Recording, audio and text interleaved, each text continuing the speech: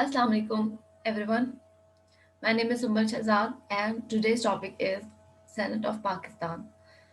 तो हम पाकिस्तान के बारे से काफ़ी सारे टॉपिक्स कर चुके हैं। ये आज लास्ट टॉपिक है senate of Pakistan. Actually senate of Pakistan की पावर्स, फंक्शंस और इसकी कंपोजिशन क्या है ये हमने देखना है। तो कंपोजिशन सबसे पहले देख लेते हैं कि आर्टिकल 59 है 73 के कॉन्स्टिट्यूशन का, जो बताता है कि सेनेट की कंपोजिशन और उसकी पावर्स क्या होंगी। सेनेट में हर प्रोविंस से 23 मेंबर्स आते हैं, ठीक है, जिनकी एज 30 से कम नहीं होनी चाहिए। फाइन। और सेनेट में जो लोग 23 मेंबर्स हैं वो इररिस्पेक्टिव ऑफ देयर पॉपुलेशन आते हैं, ठीक है। इक्वल नंबर ऑफ कैंडिडेट्स हर एक प्रोविंस से आते हैं, चाहे उनकी पॉपुलेशन कितनी ही ज़्यादा हो कितनी ही कम हो, ठीक है। और 4 मेंबर्स जो हैं वो कैपिटल टेरिटरी से आते हैं, इस्लामाबाद के। अच्छा, ये 23 जो मेंबर्स हैं जो हर प्रोविंस से आ रहे हैं, इनके अंदर जो है ये किस तरह डिवाइड हुए हैं सीट्स। 14 तो जनरल सीट्स हैं, फाइन। 4 वुमेन के लिए स्पेसिफाइड है, रिजर्व्ड है। 4 पे टेक्नोक्रेट्स आते हैं और एक सीट हर प्रोविंस में से माइनॉरिटी को दी गई है। और ये माइनॉरिटी को जो सीट दी गई है आफ्टर 18th अमेंडमेंट दी गई है। पहले ये एक सीट नहीं थी किसी भी प्रोविंस में माइनॉरिटी के लिए स्पेसिफाइड, ठीक है। तो अब जो सेनेट में टोटल सीट्स हैं वो 104 हैं।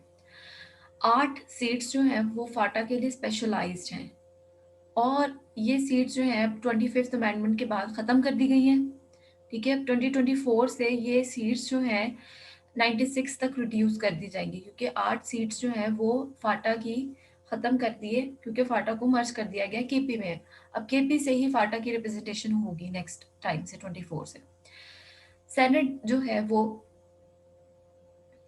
6 साल के लिए, ठीक है, 6 साल की टर्म होती है सेनेट की।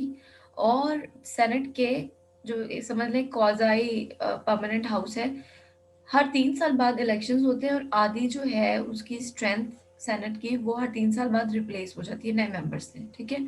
फिर 3 साल बाद इलेक्शन होते हैं, जो पुराने मेंबर्स होते हैं वो रिप्लेस हो जाते हैं। तो इस तरह ये एक परमानेंट सा हाउस है।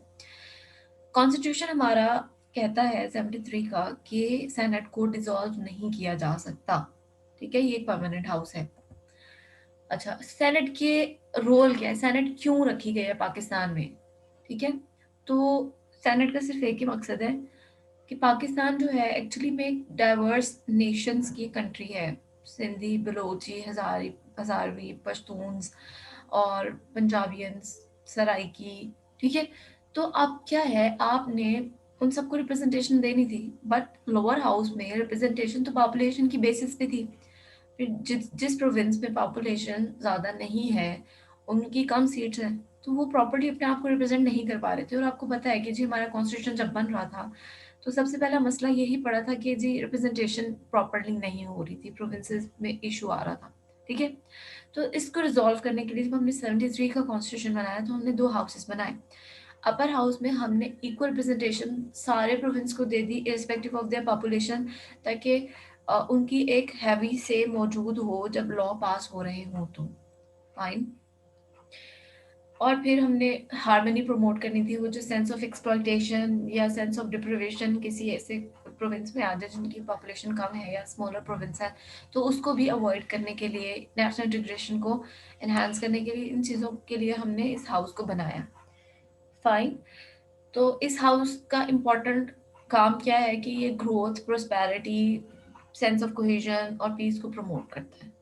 और फेडरेशन में एज अ स्टेबलाइजिंग फैक्टर जो है वो इमर्ज हुआ है सेनेट हमारा। अच्छा जी, इसकी पावर्स और फंक्शन क्या है। तो पावर्स और फंक्शंस में ये 5 पावर्स और फंक्शंस हैं, जिनमें लेजिस्लेटिव, इलेक्टोरल फंक्शन है, cabinet and senate, deliberative function और accountability of the executive. So let's see them in details. सबसे पहले लेजिस्लेटिव फंक्शन है। तो आप देखते हो कि पाकिस्तान की जो सेनेट है उसको तकरीबन नेशनल असम्बली जितने ही इख्तियारात हैं लेजिस्लेटिव ग्राउंड पे, ठीक है। अब जो है सिर्फ और सिर्फ मॉनेटरी बिल्स यहाँ से ओरिजिनेट नहीं हो सकते, और इसके अलावा तमाम तरह के किसी भी मैटर पे बिल्स यहाँ से ओरिजिनेट हो सकते हैं। कोई भी बिल जो है वो पहले लोअर हाउस से या अपर हाउस से अगर शुरू हुआ है तो लोअर हाउस में जाएगा और लोअर हाउस से शुरू है तो अपर हाउस में जाएगा, फिर प्रेसिडेंट की असेंट मिल जाएगी, सिग्नेचर हो जाएंगे तो वो लॉ बन जाएगा। अब कोई भी बिल लॉ तब तक नहीं बनेगा जब तक अपर हाउस उसको पास नहीं करता। तो अपर हाउस की एक तरह से प्रेजेंस बहुत जरूरी है किसी भी लॉ के पास होने में, और उनकी से बहुत जरूरी है। देन क्या मतलब क्या है कि जो मनी बिल है वो तो एक्चुअली लोअर हाउस की डिस्क्रिशनरी है ना, कि लोअर हाउस से ही जितने भी मनी बिल्स हैं वो ओरिजिनेट होने हैं। But still in money bills को एक्शन में आने के लिए सेनेट की असेंट चाहिए होगी। ठीक है, सेनेट की असेंट अगर नहीं होगी तो वो मनी बिल अप्रूव नहीं होंगी।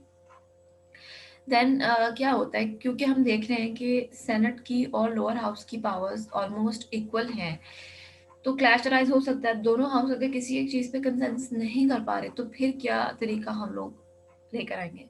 तो हमने एक अमेंडमेंट के थ्रू मीडिएशन कमेटी बनाई है, और उस कमेटी में 8 मेंबर्स हैं टोटल, 4 लोअर हाउस से और 4 अपर हाउस से। ठीक है, स्पीकर और चेयरमैन जो है वो नॉमिनेट करेंगे इनको, और वो ट्राई करेंगे कि कंसेंसस हो जाए दोनों हाउसेस का एक बिल के ऊपर।